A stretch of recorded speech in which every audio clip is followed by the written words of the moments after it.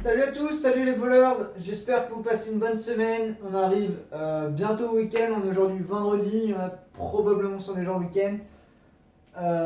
Aujourd'hui on a un mode vraiment typé CrossFit avec dumbbell ou kettlebell et un petit peu de gym, je vous présenterai ça après. Avant ça on va venir retravailler un petit peu comme mardi sur son handstand. Pareil, 2, 3, non même 4 petits exercices, 4 petits drills. Et puis voilà, ce sera déjà pas mal pour une bonne séance. Pensez, comme d'habitude, on est sur la chaîne YouTube CrossFit Bowlers.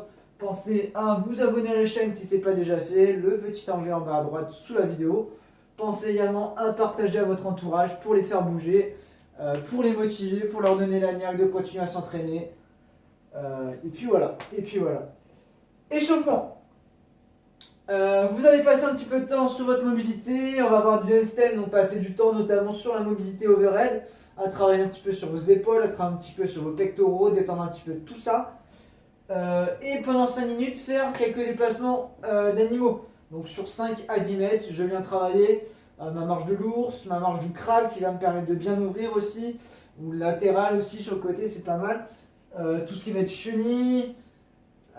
Travailler un petit peu comme ça là, sur 5 bonnes minutes, à faire quelques petits allers-retours et on sera pas mal, on sera prêt à attaquer la séance. Partie skill, handstand, 2 à 3 tours pour la qualité. Vous allez avoir 4 petits exercices, passer 2 à 3 fois là-dessus en prenant le temps entre chacun de ces exercices de bien relâcher vos bras, bien relâcher vos épaules. Le premier, vous allez avoir 3 walk climbs, donc on se rappelle, je démarre poitrine au sol, les pieds contre le mur et je viens grimper progressivement sur le mur en rapprochant les mains du mur et en venant coller le bout du nez contre le mur. J'essaie d'avoir vraiment un bel alignement quand je suis contre le mur, puis je raccompagne la descente.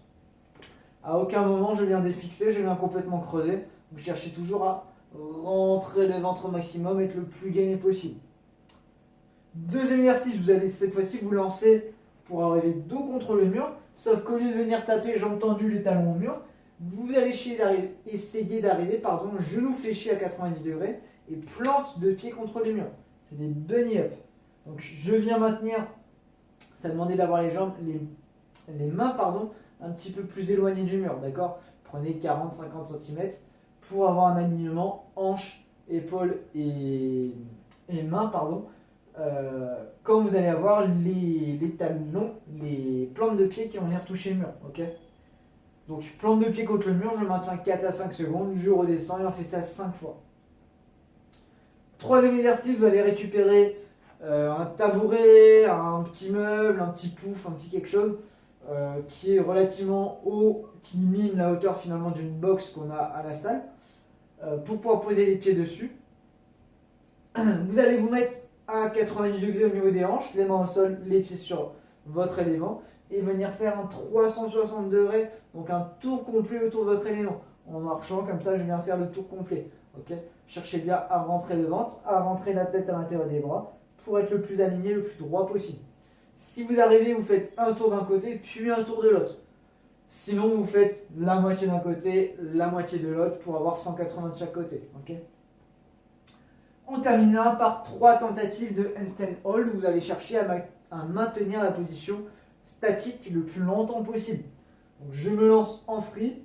Si vous ne sentez pas, vous lancez face à un mur, d'accord? Sinon, vous lancez en free, donc il faut gérer justement son élan pour ne pas partir trop fort ni retomber trop vite sur ses pieds. Okay, ensuite, je cherche à me grandir le plus possible, à bien tendre les pointes de pied, à serrer bien mon ventre, à serrer bien les fesses, à serrer bien les quadriceps pour être le plus gainé possible. Les doigts viennent gripper le sol pour bien maintenir la position, bien maintenir l'équilibre. Et sans bouger les mains, je maintiens le plus longtemps possible. On fait ça 3 fois. Vous avez vos skills, n'hésitez pas à m'envoyer vos vidéos, n'hésitez pas à vous prendre en vidéo pour voir ce que ça donne. À me poster vos messages si vous avez besoin. Et on passe au WOD. Le WOD, 5 tours à faire le plus vite possible.